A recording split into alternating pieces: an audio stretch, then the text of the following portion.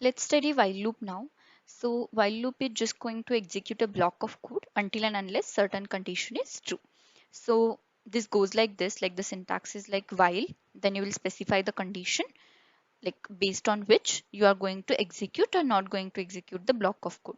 So until and unless this condition is true, it is going to go inside this block and it is going to execute this block of code written inside the flower braces.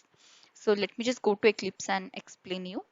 So I'll just initialize one variable int I equal to 0, and while I'll specify the condition here I less than 3 maybe, and then inside the flower braces now I'll write the code, a block of code which I want to execute if this condition is true. So I'll just write one sysout I, and then each iteration it is going to increment I by 1. So first iteration it will go like I equal to 0. So it will check whether 0 is less than 3. Yes. So it is going to execute this block of code. It is going to print I, that is 0, and increment I by 1. So now I becomes 1.